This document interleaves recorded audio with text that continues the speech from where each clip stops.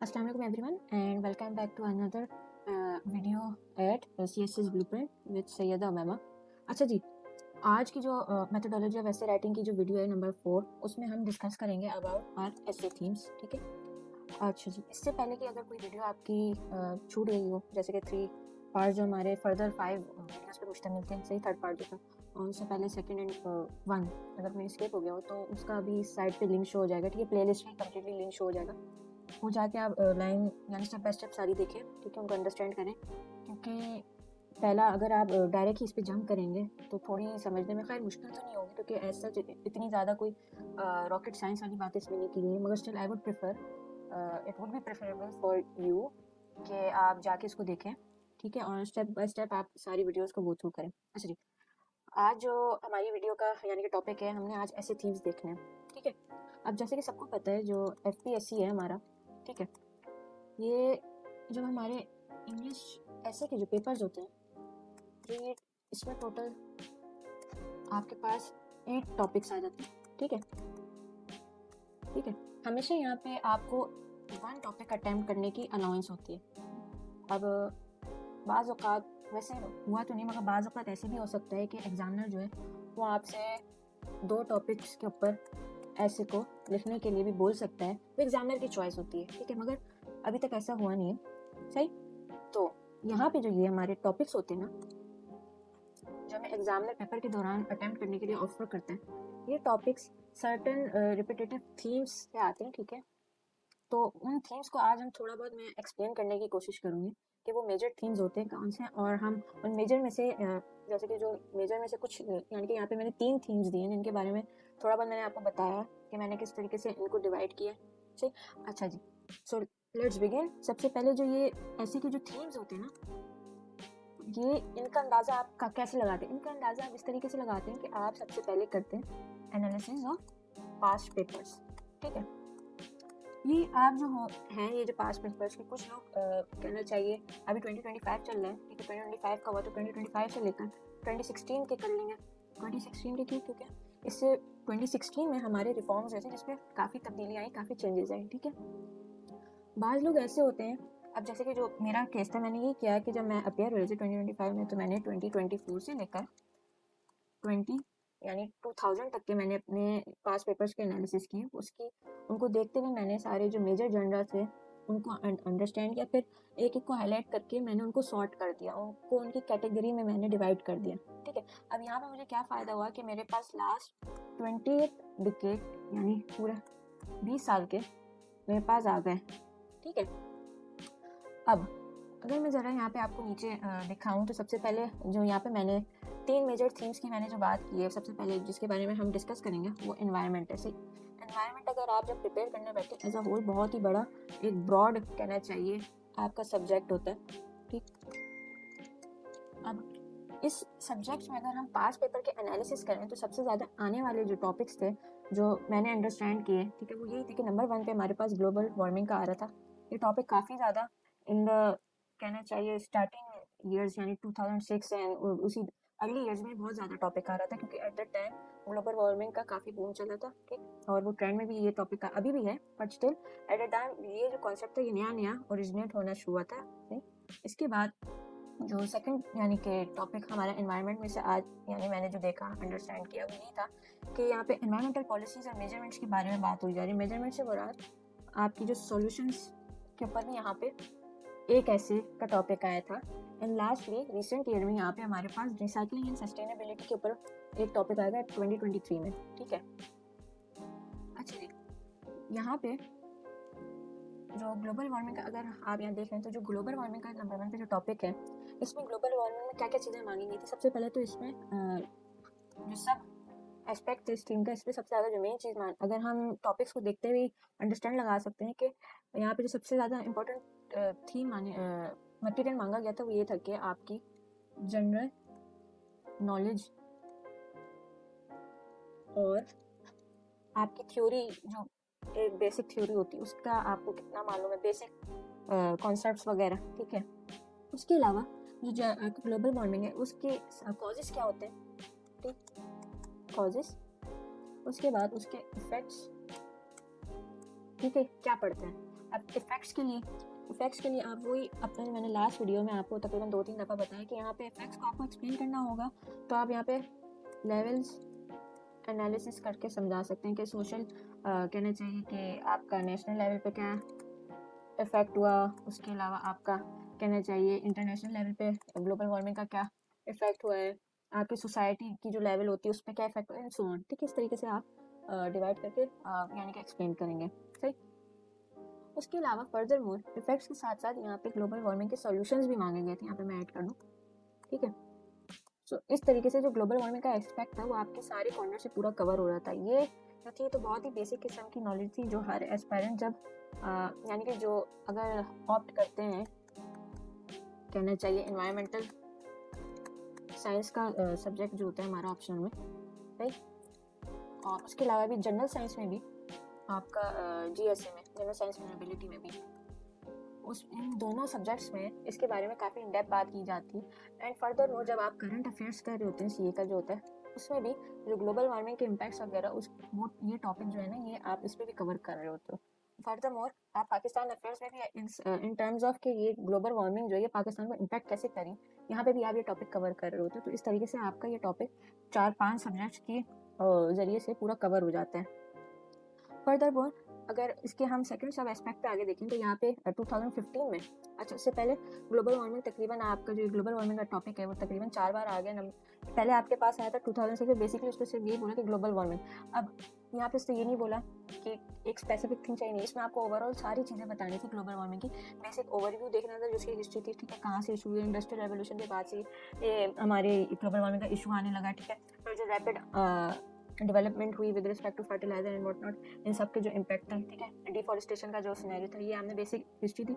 उसके बाद हमने उसके कॉजेज भी बताया कि क्या क्या थे, जैसे कि डिफॉरेस्टेशन का एक कॉज आ गया, उसके अलावा जो फर्टिलाइजर की हुई, फिर आपकी जो ओल्ड रेफ्रिजरेंट एसीज होते थे जो इसमें वो गैस इस्तेमाल की जाती थी, उससे फोटो नहीं, उससे जो आपकी क्या कहते हैं ओजोन लेयर पे जो इम्पैक्ट पड़ता था वो हमने डिस्कस कर दी, उसकी वजह से भी ग्लोबल वार्मिंग में भी फर्दर बहुत फिर उसके आप इफेक्ट्स बताने लगे कि जब ग्लोबल वार्मिंग बढ़ी तो इसका इफेक्ट ये बढ़ा कि जो अर्थ का टेम्परेचर था वो इंक्रीज होने लग गया। उसके अलावा हमने बताया कि पोलर कैप आपके मेल्ट होने लगे, बेसिक सी सारी चीज़ बताई कि सी लेवल्स राइज होने लगे, ठीक है। फिर हमने सॉल्यूशन देंगे, सॉल्यूशन में सबसे पहले आपके पास ये ऑप्शन है कि हमें डिफॉरेस्टेशन कम करनी चाहिए, उसके बाद जो हार्मफुल केमिकल का यूसेज कम करनी चाहिए, बेसिक सी सारी चीज़ें थी।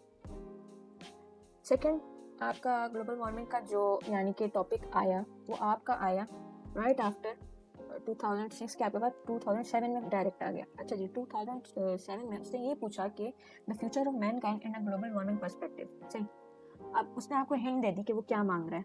उसने आपको बोला कि भाई आप मुझे एक्सप्लेन करें ये सिनेरियो, ठीक है। सिनेरियो क्या है कि आपने फ्यूचर बताना है इंसानों का कि अगर ग्लोबल वार्मिंग बढ़ रही है या ज़्यादा हो रही है, जो भी हो रही है, ग्लोबल वार्मिंग प्रेजेंट है तो उसमें इंसानों का फ्यूचर क्या होगा। सही, वहाँ पे आप इस तरीके से बता सकते थे, थोड़ा सा ओवरव्यू देते ग्लोबल वार्मिंग का, ऐसा जितना ज़्यादा नहीं, कॉजेज भी उसी में कंबाइन करके दे देते, ठीक है। और वो इस तरीके से आप प्रेजेंट करते कि ज़्यादा प्रोमिनेंट नहीं होता, क्योंकि आपको टॉपिक देख के ही अंडरस्टैंड हो रहा था कि ये जो ओवरव्यू, ठीक है, हिस्ट्री एंड कॉजेज, ये जो है ना ये आपके सेकंड एस्पेक्ट थी।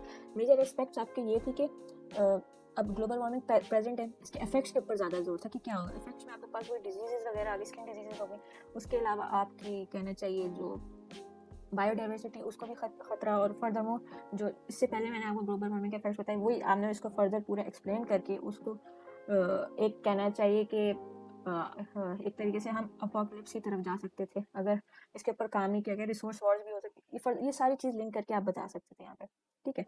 फिर ये दोबारा टॉपिक जो रिपीट हुआ वो जैसे 2008 में रिपीट हुआ, इसमें इसने टॉपिक बड़े ही अच्छे तरीके से एक्सप्लेन किया। यहाँ पे उसने आपको एक ऑप्शन दे दिया कि आप दो साइड्स में से कोई एक साइड ऑप्ट कर सकते हैं, यानी कि कहना चाहिए आर्गुमेंटेटिव ये ऐसे की फॉर्म आ गई यहाँ पे। सबसे पहले उससे बोला ग्लोबल वार्मिंग फैक्ट और फिक्शन। यहाँ पे हमने एक स्टांस लेना है, या तो हमने ये बोलना था कि भाई ये फैक्ट है, ठीक है, और उसके फिर आपने आर्गुमेंट्स प्रेजेंट करके फिर जो आपके अपोजिट पॉइंट ऑफ व्यू था फिक्शन वाला उसको आपने टैकल करना था, सिंपल एज दैट, ठीक है। एंड वाइस वर्सा अगर आप फिक्शन ऑप्ट कर रहे थे। इसके बाद फिर ये टॉपिक रिपीट हुआ आफ्टर 10 ईयर्स इन CSS 18 में, ठीक है। जब इसने जो टॉपिक प्रेजेंट किया वो ये था कि the threat of global warming and the ways to counter it.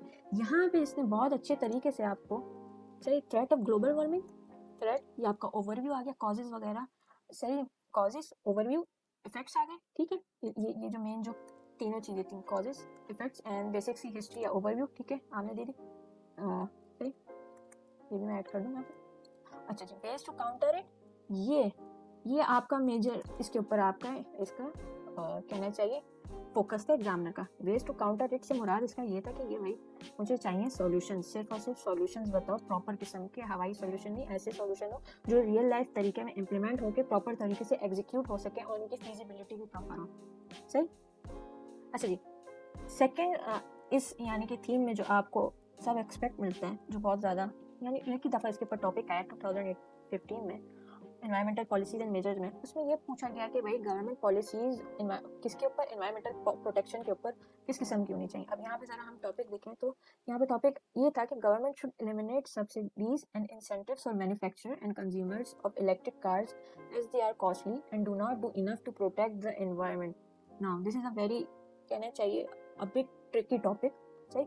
अब अगर हम इसको डीकंस्ट्रक्ट करके देखें तो सबसे पहले आप इसको उर्दू में, इसके अंदर का जो क्वेश्चन है उसको उर्दू में समझने की कोशिश करें, नहीं, या जो सी भी आपकी मदर टंग है उसमें समझने की कोशिश करें। तो यहाँ पे उसने बोला कि भाई जो गवर्नमेंट है उसको क्या करना है, इसके कीवर्ड्स हैं, ज़रा यहाँ देखें। गवर्नमेंट आगे, गवर्नमेंट ने क्या करना है, सब्सिडीज, सही, और क्या, इंसेंटिव्स, सही, किन के लिए, ये सेकंड आपकी सेकंड एस्पेक्ट वाले जो होते हैं ना कीवर्ड्स हैं, मैन्युफैक्चरर्स एंड कंज्यूमर्स। ठीक है, मैन्युफैक्चरर्स सबको पता है जो बनाते हैं चीज़ों को, कंज्यूमर जैसे कि जो उन चीज़ों का इस्तेमाल करते हैं उनको कंज्यूम करते हैं। अब ये मैन्युफैक्चर कंज्यूमर किस चीज़ का ये हाईलाइट करते हैं, फिर यहाँ पे ये मेजर आपका कीवर्ड आ गया इलेक्ट्रिक कार।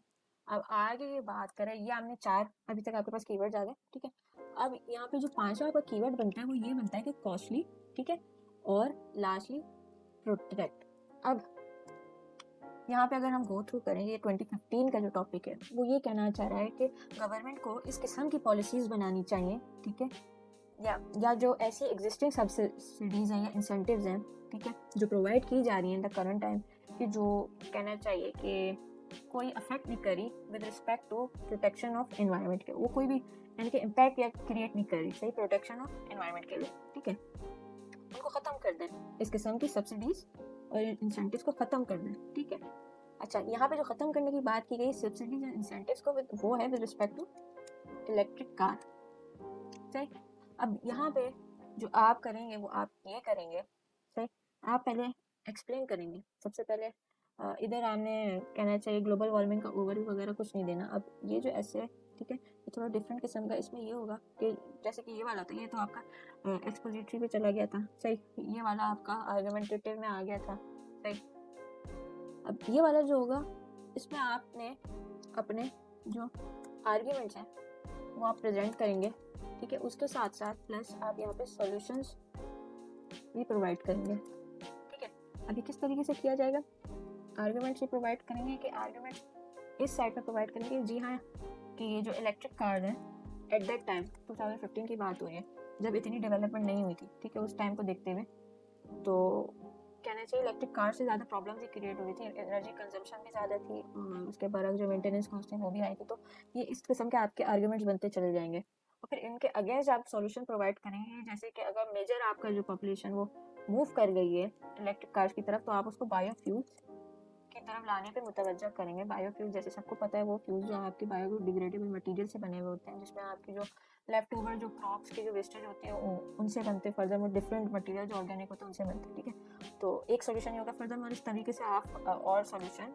दे के एक्सप्लेन करेंगे। सही। इसके बाद आपके पास वही रिसाइकल एंड सस्टेनेबिलिटी पे आ गया था टॉपिक यहाँ पे, ठीक है, और ये बहुत रिसेंट टॉपिक है। ये आपका जो टॉपिक है ना ये CSS 2023 में आया, मतलब कि 2 साल पहले, सही नहीं 3 साल पहले, हाँ, क्योंकि 15 हो गया है और 24 हो गया और 23, हाँ ठीक, 2 साल पहले, मेरे ख्याल से 2 या 3 साल पहले ऐसी। तो यहाँ पे रिसाइकलिंग एंड सस्टेनेबिलिटी की जो बात की जा रही है वो कैसे की जा रही है। अच्छा जी, यहाँ पे अगर हम टॉपिक पढ़ें तो वही कहते हैं कि not all recycling projects are cost effective. अब ये भी कहना चाहिए कि एक स्टेटमेंट है। अब इस स्टेटमेंट को आप पहले डीकंस्ट्रक्ट करेंगे। डीकंस्ट्रक्ट करने के लिए सबसे पहले आप कीवर्ड्स को हाईलाइट करके यहाँ पे अंडरस्टैंड करेंगे। ठीक है, तो यहाँ पे अगर हम देखते हैं तो यही था कि भाई कि not all recycling projects are cost effective. Cost effective एक मेजर कीवर्ड है with respect to recycling projects. ये आपके 2 कीवर्ड्स निकल है। अब यहाँ पे आप ये बात करेंगे कि भाई अगर सारे रिसाइकलिंग प्रोजेक्ट्स कॉस्ट इफेक्टिव नहीं है तो हम उनको कॉस्ट इफेक्टिव कैसे बना सकते हैं, और जो रिसाइकलिंग प्रोजेक्ट जो कॉस्ट इफेक्टिव है उनको हम मेजर लेवल पे कैसे इम्प्लीमेंट करके अपनी जो कहना चाहिए इन्वायरमेंट को एज वेल एज सस्टेनेबिलिटी को, ठीक है, इकोनॉमिकली भी और आपके इन्वायरमेंट वाली भी बेहतर कर सकते हैं। ठीक, इस तरीके से आपका टूल बन जाएगा। फर्दरमोर जो सेकंड मैंने थीम यहाँ पे डिस्कस आपको एक एक्सप्लेन करने के लिए यहाँ पे मैंने मेंशन किया, वो बहुत ही कॉमन थीम है या टॉपिक है, जो कि हम ये डेमोक्रेसी का है, जो कि हम मेजर कहना चाहिए सब्जेक्ट्स में पढ़े होते हैं। ये आपका करंट अफेयर्स में होता है, फर्दरमोर कोई पाकिस्तान अफेयर्स में आ जाता है, उसके अलावा आप पॉल साइंस में पढ़ रहे होते हैं, ठीक है। एंड इसमें आप आगे जाके कहना चाहिए अपना पब्लिक उसमें भी पढ़ रहे होते हैं। हाँ, क्योंकि वो मैंने ऑप्ट नहीं किया था और उसका मुझे सब्जेक्ट का भी इतना पब्लिक एड में मेरे ख्याल से मगर कुछ लोग पढ़ते हैं कुछ लोग नहीं पढ़ते, इसका मुझे इतना कंफर्म नहीं, मगर इन 3 में तो आप ये पढ़ ही रहे होते हो, ठीक है। और ये टॉपिक डिफरेंट लेवल्स पे भी आप कवर कर रहे होते हो, डिफरेंट सब्जेक्ट्स में भी, ठीक है। इसको मैं रिमूव कर दूँ, इसका मुझे कंफर्म नहीं पता है, ठीक है। असल में जो मैंने जो सब्जेक्ट सॉल्व किए थे वो मेरे ये थे कि मेरा पोल साइंस का था, ठीक है। सेकंड पे मेरा था बिजनेस एड का, नंबर 3 पे था इंडो पाक हिस्ट्री, ठीक है। नंबर 4 पे एनवायरमेंटल साइंस एंड नंबर 5 पे मेरे पास था क्रिमिनोलॉजी। हाँ, ये मेरे ऑप्ट किए हुए थे, सही। तो इनमें तो तकरीबन कहना चाहिए डेमोक्रेसी यहाँ पे भी इंडो पाक में भी लगता है, मगर ये डेमोक्रेसी का पीरियड है जो ओल्डर हिस्ट्री में, जो हम history with respect to history जो पढ़ रहे होते हैं, ठीक है, तो यहाँ पे भी लग जाता है। अच्छा जी, यहाँ पे जो डेमोक्रेसी के जो टोटल हमारे पास ऐसे टॉपिक्स हैं वो डिफरेंट कहना चाहिए ईयर्स में है, और तादाद में टोटल 5 थे और 2 कैटेगरीज में वो मैंने डिवाइड किए। वो कैटेगरीज ये थी कि सबसे पहले जो स्टार्ट यहाँ पे अगर आप देख लें नंबर 1 स्टार्टिंग के जो 4 हैं वो सारे के सारे आपके पाकिस्तान से रिलेटेड है, ठीक है। अब ऐसे है कि डेमोक्रेसी इन पाकिस्तान में डेमोक्रेसी कैसे है। नंबर 1 पे अगर आप देखें 2009 में जो आया, ठीक है, वो आया कि future of democracy in Pakistan क्या है। उसने आपसे पूछा कि भाई फ्यूचर क्या होगा डेमोक्रेसी का 2009 में। सिंपल टॉपिक है कि आप एक्सप्लेन करेंगे कि भाई फ्यूचर ब्राइट है या डार्क है, अगर डार्क भी है तो क्यों, वही आर्गूमेंट देके अपना एक्सप्लेन करेंगे, थैंक यू। इसके बाद उसने पूछा कि democracy is a culture rather than a process, सही। ये थोड़ा 2012 का जो टॉपिक है ये ट्रिकी बन जाता है, क्योंकि जो कल्चर जो होता है ये अब जैसे कि जो डेमोक्रेसी, अब इसको हम ऐसे समझ सकते हैं कि जो कल्चर जो होता है वो आप इनहेरिट करते हो, सही, अपने घर वालों से, सही। और अब यहाँ पे जो इसकी जो स्टेटमेंट है उसको हम डिकंस्ट्रक्ट कैसे कर सकते हैं कि भाई ये कह रहे हैं कि ये डेमोक्रेसी इनहेरिट की जाती है जनरेशन बाय जनरेशन। जिस किस्म की डेमोक्रेसी आपके पास होगी वही आप अपने आने वाले ऑप्शन को आगे दोगे, ठीक। ये प्रोसेस नहीं है कि इम्प्लीमेंट कर दिया तो एक स्टेप बाय स्टेप ये होता रहा चलता रहा साइक्लिक तरीके से, नहीं। इसमें तब्दीलियाँ आती चली जाती हैं, क्योंकि जो हमारे जो कल्चर होते हैं वो भी मॉडिफाइड हो रहे होते हैं, तब्दील हो रहे होते हैं over the passage of time. इसी तरीके से डेमोक्रेसी, तो इस तरीके से आप ही इसको एक्सप्लेन करके इसको लिख सकते हो। थर्ड नंबर पे जो 2018 में जो टॉपिक आया वो ये था कि democracy in Pakistan hopes and hurdles. ये काफ़ी इजी टॉपिक था, क्यों, इसलिए इजी टॉपिक था कि आपने ओवरव्यू देना था, थोड़ी बहुत बैक स्टोरी देनी थी। उसके बाद उसने बोला कि आपने होप्स, कि आपको क्या होपफुल यानी कि उम्मीदें हैं कि डेमोक्रेसी पाकिस्तान में किस तरीके से सही हो जाएगी, ठीक है। अच्छा, सही हो रही है, अच्छी हो रही है, मगर उस पॉइंट तक उस पॉइंट को अचीव करने के लिए उसमें क्या क्या मुश्किलात आ रही हैं ये आप डिस्कस करें थोड़े बहुत। इसमें आप ये भी सॉल्यूशन भी प्रोवाइड कर सकते हैं, ठीक है। इसके बाद 2019 में ये टॉपिक आया, ठीक है। अब 2019 में इसने बोला democracy and illiteracy do not move together. अब यहाँ पे 2 मेन कीवर्ड्स आ गए, एक आपकी डेमोक्रेसी आ गई, एक आपकी इलिटरेसी आ गई। इलिटरेसी जो होती है आपकी एजुकेशन के ना होने की वजह से बढ़ती है। तो उसने बोला कि भाई जो डेमोक्रेसी है और इलिटरेसी है ये एक साथ नहीं रह सकते, ठीक है। अब इलिटरेसी ज़्यादा होगी, ठीक है, जो आपकी है, तो डेमोक्रेसी तो ऑटोमेटिकली ख़त्म हो जाएगी। जिस मुल्क में इलिटरेट लोग ज़्यादा होंगे तो फिर वहाँ पे तो जंगल का कानून होगा ना, कॉमन। इस तरीके से आप डिकंस्ट्रक्ट करके इसको एक्सप्लेन कर सकते हो। इसके बाद जो सेकंड एस्पेक्ट था वो ये था कि डिजिटल एंड मॉडर्न डेमोक्रेसी, सही। इसके ऊपर भी काफ़ी कहना चाहिए आजकल बात होती है इन द करंट टाइम्स, और काफ़ी ज़्यादा रिसर्च भी चली है, तो ये टॉपिक इन एंड आउट रहता है ट्रेंड रूप में से, सही। तो अगर आप यहाँ पे हम देखें तो उसने टॉपिक दिया इन CSS 2022 में। ठीक है, उसने टॉपिक में पूछा कि जो डिजिटल डेमोक्रेसी है, सही, आगे से लिखा social media and political participation.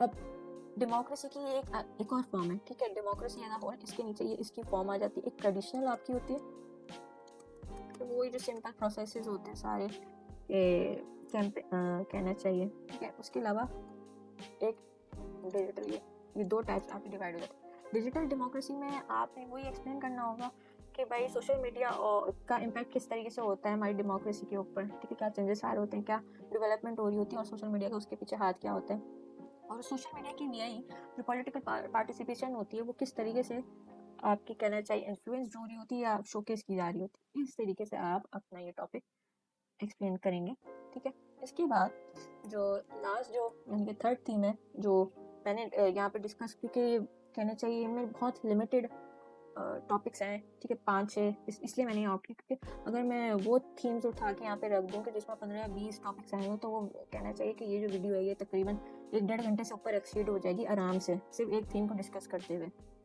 सही। तो ये वीडियो को शॉर्ट रखने के लिए और थोड़ा एक्सप्लेन करने के लिए किस तरीके से आपने थीम्स को कवर करना है, क्योंकि बाद वक्त काफ़ी जो यानी कि टीचर टीच कर रहे होते हैं, मेंटोर्स बोलते हैं स्टूडेंट या जो होते हैं, ठीक है, तो वो ये कहते हैं कि भाई आप ऐसी कोई थीम गाइड प्रिपेयर नहीं करें, नहीं, क्योंकि मुश्किल होती है, कवर करने में आसानी नहीं होती। नहीं, अगर आप हर चीज़ को एक मेन ये समझ लें कि जो ये थीम है, ठीक है, आप इसको अस्यूम कर लें कि ये आपका सब्जेक्ट है, ठीक है। अगर आप इसको सब्जेक्ट इसको ब्रेक करके चैप्टर वाइज कर दोगे, ठीक है, फिर फर्दर मोर इसको ब्रेक करके आप कहना चाहिए इसके टॉपिक्स में उसको डिवाइड कर दो, फिर फर्दर आप उसको डिवाइड कर दोगे सब टॉपिक्स में, तो आपको अंदाज़ा होगा, आपको आसानी हो जाएगी कि भाई मैंने इस चैप्टर के इतने टॉपिक्स करने हैं इस सब्जेक्ट में से, ठीक है, ये चैप्टर मैंने कंप्लीट करने हैं सब्जेक्ट के, सही, और इस तरीके से मैंने इसको लेके चलना है। जितना डिवाइड करते हैं ना उतनी चीज़ें सिंपल बनती चली जाती है। और ये जो पूरी अप्रोच है, ये वाली डिवीजन वाली, ये सिर्फ ऐसे के लिए नहीं, आप हर सब्जेक्ट के लिए भी यूज़ कर सकते हैं, बहुत ही सिंपल अप्रोच है। इसी तरीके से आप अपना कहना चाहिए जो CSS का जो सिलेबस है वो आप 90% मैक्सिमम आराम से कवर कर सकते हैं विदाउट एनी प्रॉब्लम, सही। अच्छा जी, वापस अगर हम अपने थीम पे आए गवर्नेंस की, तो यहाँ पे सबसे ज़्यादा जो पूछा गया था वो गुड गवर्नेंस के ऊपर बात की जाती है। गवर्नेंस का टॉपिक तो जैसे पता है वही आपका डायरेक्ट अगेन जो गवर्नेंस आप पॉलिटिकल साइंस में भी पढ़ते हो, PA में भी पढ़ते हो, जहाँ जहाँ मैंने पढ़ी वो मैं आपको बता दूँ, CA में भी पढ़ते हो, उसके अलावा फर्दर और ऑप्शनल सजेशन यहाँ पे ये टॉपिक आ रहे होते हैं, ठीक है, ये भी और डेमोक्रेसी के भी। तो गुड गवर्नेंस में अगर हम देखें तो सबसे पहले जो हमारे पास आया टॉपिक इसके ऊपर, जब मैंने अपने पेपर्स कंपाइल किए 2000 से लेकर 2024 तक, तो उसमें 2000 में आया कि good governance and the role of the public servant. अच्छा जी, अगर हम यहाँ देखें तो यहाँ पे सबसे पहले गवर्नेंस हाईलाइट हो चाहिए, हमने हाईलाइट किया, उसके बाद पब्लिक सर्वेंट को हाईलाइट किया। अब यहाँ पे हमने समझना है कि ये समझना है कि भाई जो हम पब्लिक सर्वेंट, अब जो लोग ब्यूरोक्रेसी का पार्ट बनते हैं वो एक तरीके से पब्लिक सर्वेंट ही होते हैं, ठीक है।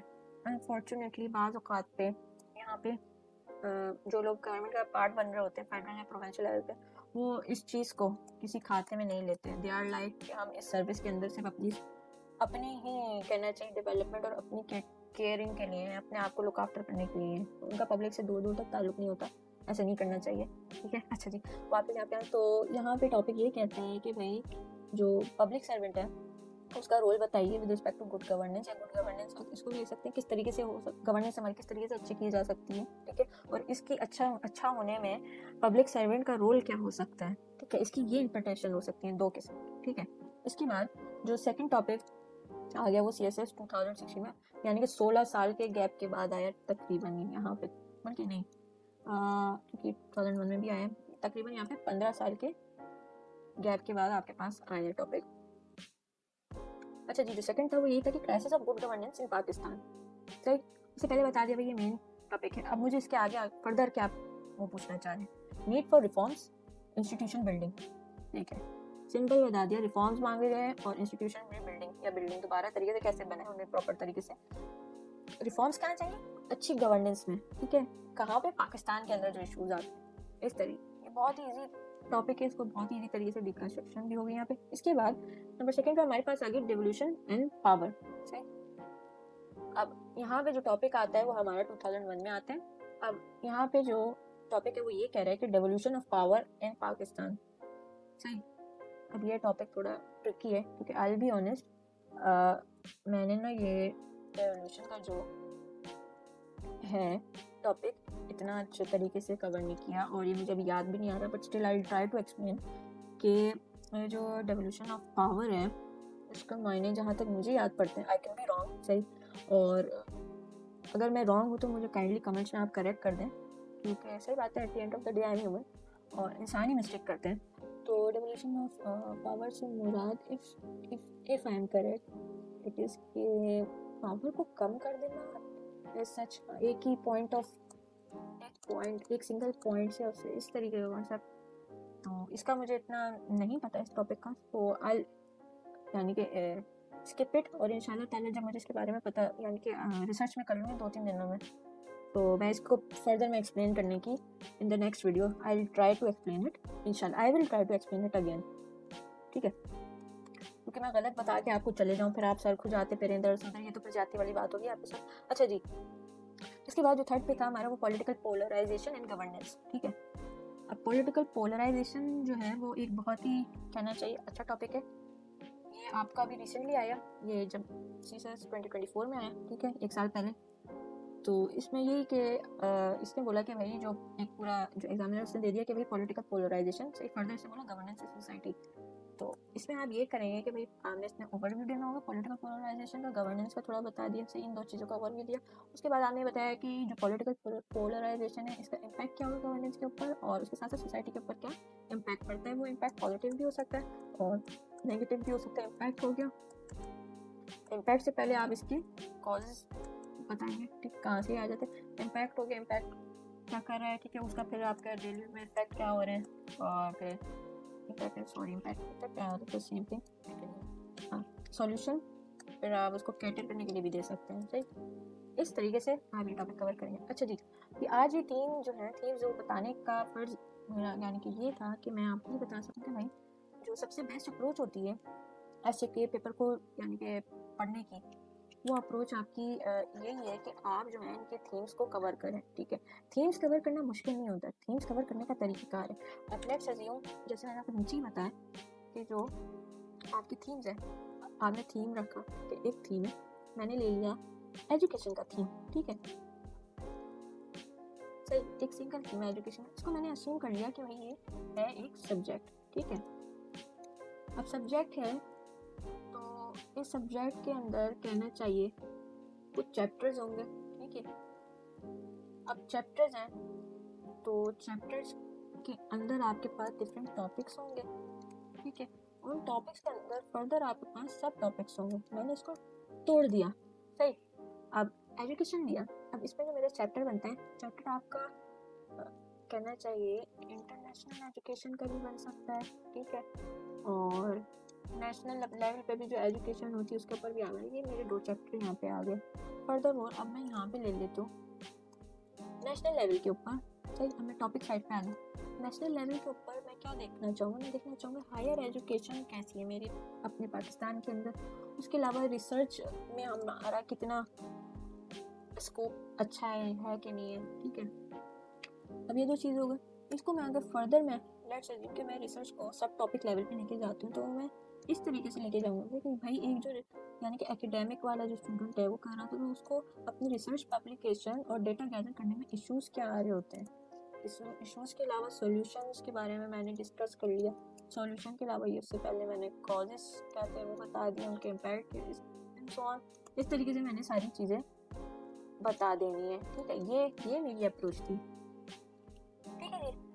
अब मैं आपको एक चीज़ दिखाने लगी हूँ कि वो चीज़ ये है कि जब आई वॉज प्रिपेयरिंग तो मैंने अपने ये मेरा, ठीक है, ये मेरा कहना चाहिए कि ये मेरी गो टू लिस्ट थी, यहाँ से मैं अपने थीम्स प्रिपेयर करते थे। तो टोटल इंटर्न मैंने जो थीम्स मेजर जो मैंने प्रिपेयर किया, आई बी ऑनेस्ट, मेरा जो नज़र था वो मेरी यही थी कि एनवायरनमेंट, ठीक है, ये मैंने प्रिपेयर किया।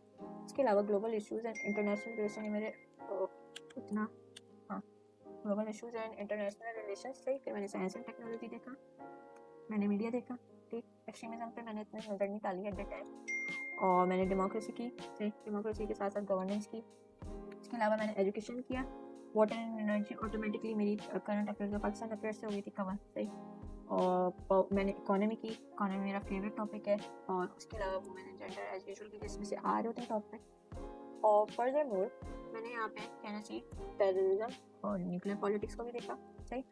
असाइड फ्रॉम दैट जो पॉलिटिक्स का सेक्शन था ये मेरा डेमोक्रेसी में कवर हो गया था। और इसके अलावा जो मेरा था, मैंने ब्यूरोक्रेसी थोड़ी बहुत जो जब मैंने अपने इस्लामियत पढ़े थे उसमें जो 6 चैप्टर थे फिर हमारे सिलेबस में पब्लिक एडमिनिस्ट्रेशन का इस्लामिक उसमें, तो वहाँ से जो मैंने डेवलप करना शुरू किया तो फिर वो मैंने पूरा ही टॉपिक ब्यूरोक्रेसी का हर एंगल से पढ़ लिया, इस्लामिक भी और मॉडर्न लेवल पे भी, और हमारे इसमें पाकिस्तान में क्या होता है इस तरीके से। अगर मैं आपको ये एक खोल के दिखाऊँ, ठीक है, तो ये आपको अंदाज़ा होगा, एक मिनट आपको अंदाज़ा हो जाएगा।